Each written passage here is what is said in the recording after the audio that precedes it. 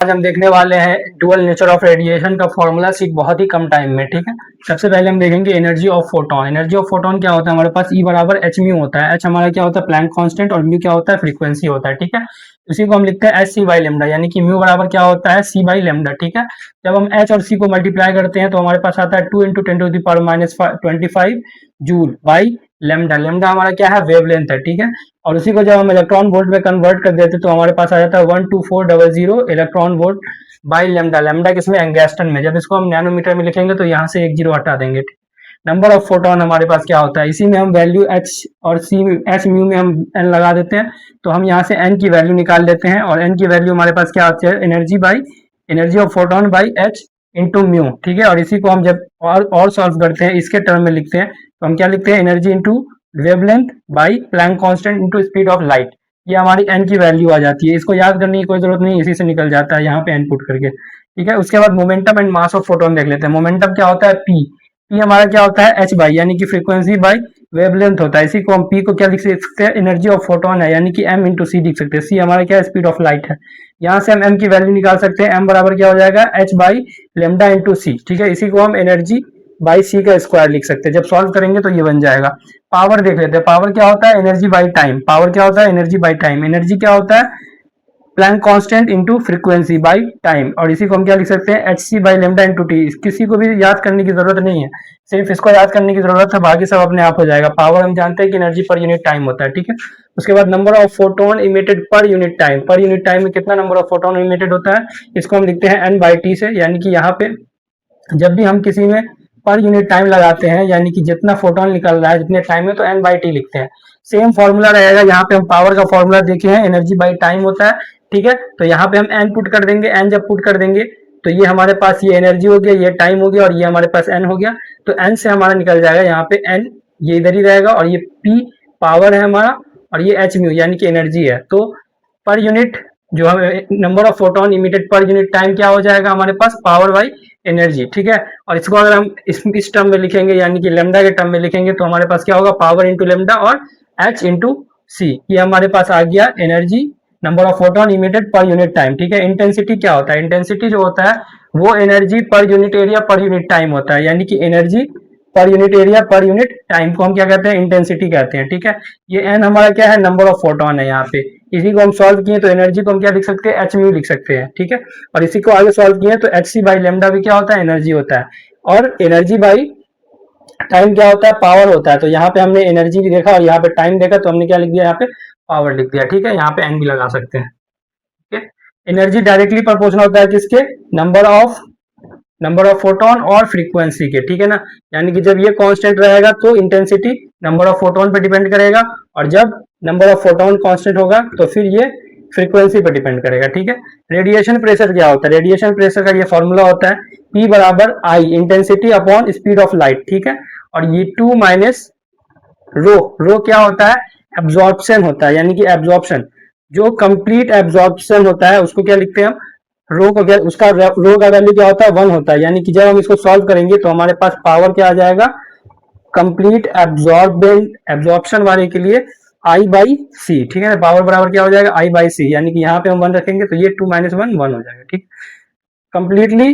और ये जो फॉर्मूला होता है पावर का, ये कंप्लीटली रिफ्लेक्टिव के लिए होता है। ठीक है ना, रिफ्लेक्टिव का वैल्यू, रो का वैल्यू जब बंद 1 होगा, ये एब्जॉर्प्शन का है फॉर्मूला, और ये रिफ्लेक्टिव का फॉर्मूला है। यानी कि यहाँ पे अगर हम रो की वैल्यू 1 डाल देंगे तो हमारे पास पावर क्या आ जाएगा, 2 आई बाई सी आ जाएगा। ठीक है, उसके बाद हम देखते हैं photo electric effect. Photo electric effect में हम सबसे पहले देखते हैं इफिशियंसी क्या होता है। इफिशियंसी होता है number of electron by number of photon. ठीक है, इसको जब हम सॉल्व करते हैं तो 10 to the power -3 to 10 to the power -4 आता है रेशियो। ठीक है, वर्क फंक्शन हमारा क्या होता है, एच इंटू म्यू नॉट। ठीक है ना, और इसी को हम क्या लिखते हैं, H C by lambda mu naught. इसी से हमारा ये जो है फॉर्मूला आता है फोटो इलेक्ट्रिक इफेक्ट का। यहाँ पे क्या होता है, एनर्जी ऑफ फोटोन बराबर 5 प्लस काइनेटिक एनर्जी, यानी कि work function plus kinetic energy maximum.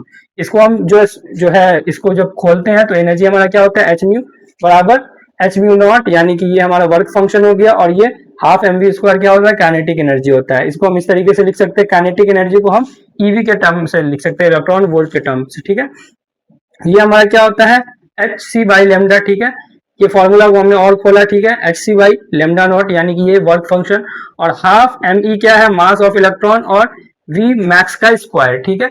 ये हमारे पास फोटो इलेक्ट्रिक इफेक्ट का फॉर्मूला आ गया। इंटेंसिटी क्या होता है, नंबर ऑफ फोटोन के डायरेक्टली प्रोपोर्शनल होता है, नंबर ऑफ इलेक्ट्रॉन के डायरेक्टली प्रोपोर्शनल होता है, और फोटो करंट के डायरेक्टली प्रोपोर्शनल होता है। फ्रीक्वेंसी किसके प्रोपोर्शनल होता है, एनर्जी ऑफ फोटोन के, एनर्जी ऑफ इलेक्ट्रॉन के, एंड स्टॉपिंग पोटेंशियल के लिए। अब हम इसके बाद आगे का देखते हैं फॉर्मूला है वेवलेंथ का, ठीक है ना। वेवलेंथ ऑफ प्रोटॉन क्या होता है, 0.86 एंगस्ट्रॉन बाई, ये क्या है, पोटेंशियल है, ठीक है ना। वेवलेंथ ऑफ अल्फा पार्टिकल अगर हमें निकालना होगा तो हम क्या, अगर पोटेंशियल दिया हुआ होगा तो 0.101 angstrom by potential, under root में पोटेंशियल न्यूट्रॉन का और फिर ये इलेक्ट्रॉन का है, ठीक है। इसको आप किसी तरीके से जो है ना, मतलब निमोनिक्स या कोई ट्रिक लगा करके याद करिएगा। लेमडा हमारे पास ये क्या है, लेमडा बराबर हमारे पास क्या है, एच बाई पी होता है, यानी प्लैंक कांस्टेंट बाई मोमेंटम होता है, ठीक है ना। मोमेंटम यानी कि काइनेटिक एनर्जी क्या होता है, पी स्क्वायर बाई 2m, यहाँ से मोमेंटम क्या निकल जाता है, 2m के ई, ठीक है। तो यहाँ पे क्या आ गया, 2m के ई आ गया, ठीक। यहाँ पे काइनेटिक एनर्जी को हम इलेक्ट्रॉन वोल्ट लिख सकते हैं, और किसी भी nth ऑर्बिट में जो इलेक्ट्रॉन वोल्ट होता है वो क्या होता है, 13.6 होता है, ठीक है ना। यानी कि हम इसमें ऐसे देखते हैं, सबसे लोअर में होता है 13.6, और उसके बाद फिर ये कम होता जाता है, होता जाता है, ठीक है ना। फिर हो जाता है 3.4 ऐसा कुछ, ठीक है। उसके बाद 2.45 ऐसा, मतलब इस तरीके से ये कम होता जाता है, ठीक। उसके बाद हम देखते हैं, यहाँ पे हम ऑर्बिट देख लेंगे और उसके हिसाब से ये वैल्यू पुट करेंगे, ठीक है। यहाँ पे हम देखते हैं H2m/Q डेल्टा V, ये भी फॉर्मूला आता है। Q डेल्टा V कहाँ से आता है, काइनेटिक एनर्जी का फॉर्मूला होता है या फिर एनर्जी का फॉर्मूला होता है, ठीक है। ये हम QET, ये भी हम निकालते हैं फॉर्मूला से, ठीक है, H/QET। अभी हमें बस फॉर्मूला याद करना है, क्योंकि मेरे ख्याल में इसको डेरिवेशन करिएगा, आपका आंसर आ जाएगा, बहुत आसानी के साथ आ जाएगा, ठीक है, मोमेंटम का। उसके बाद हम देखते हैं Heisenberg uncertainty principle. Heisenberg uncertainty principle क्या कहता है कि जब भी हम किसी चीज के मोमेंटम को फिक्स कर लेंगे तो उसकी पोजीशन फिक्स नहीं रहेगी, अगर पोजीशन फिक्स करेंगे तो मोमेंटम फिक्स नहीं रहेगी, यानी कि दोनों एक टाइम में कोई एक ही हो सकता है फिक्स, ठीक है।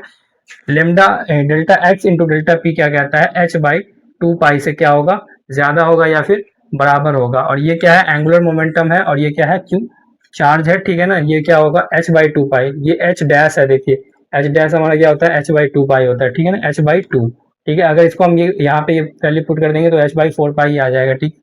Delta T into delta E जो है वो क्या होता है, h/4 ही होता है, ठीक है। यहाँ पे हमारे पास कुछ ग्राफ्स है, ये हमने पहले बताया था कि जो आई करंट होता है वो किसके प्रोपोर्शनल होता है, इंटेंसिटी के। तो करंट इंटेंसिटी के डायरेक्टली प्रोपोर्शनल होता है, तो इसका ग्राफ ऐसे कुछ जा रहा है, ठीक है ना, स्ट्रेट लाइन।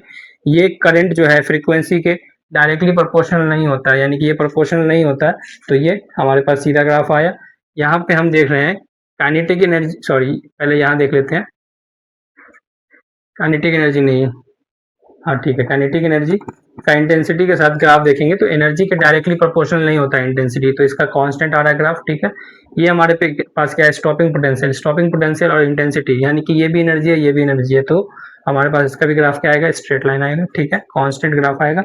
यहाँ पे हम देखते हैं स्टॉपिंग पोटेंशियल और फ्रीक्वेंसी में ग्राफ देखते हैं, तो स्टॉपिंग पोटेंशियल और फ्रीक्वेंसी में जो ग्राफ बनता है, ये कुछ निगेटिव में आता है ग्राफ, और फिर ये पॉजिटिव में जाता है। ये जो हमारा स्लोप होता है, स्लोप क्या होता है, tan थीटा हमारा क्या होता है, h/e होता है, ठीक है ना। ये क्या है, कांस्टेंट है, और यहाँ पे जो ये कट क्रॉस करता है वो क्या होता है, -h/e होता है, ठीक।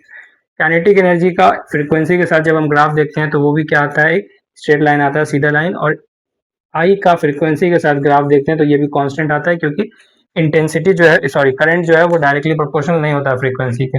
ये हमारा था डुअल नेचर ऑफ रेडिएशन का पूरा फॉर्मूला था। अब हम देखेंगे